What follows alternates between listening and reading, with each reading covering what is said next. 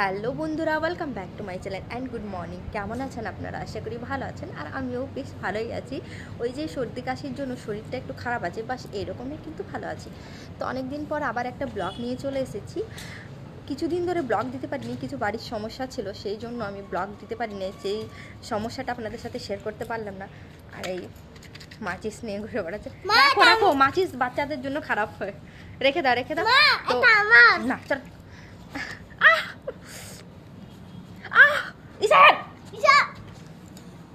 তো ছাদের উপরে বসে আছি স্নান করে, তো এখনো পর্যন্ত মাথাটা পুরো ভিজে আছে।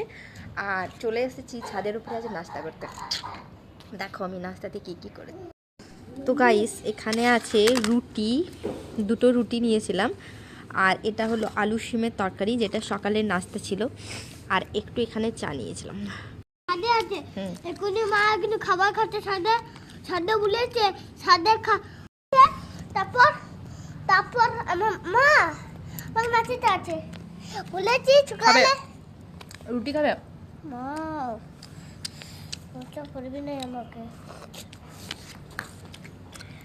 তো আপনাদের সবাই নাস্তা হয়ে গেছে, তো কমেন্ট বক্সে জানাবেন। যাই হোক, আমি এখন নাস্তা করছি। এখনকার জন্য বাইক ছাদের উপরে রোদ উঠেছে, তার জন্য ছাদের উপরে বসে আছি। এত সর্দি, কিন্তু আজকে আবার মাথা দিয়ে স্নান করেছি। দুদিন ধরে স্নান করিনি আমি। ঠিক আছে, বাই বাই বন্ধুরা।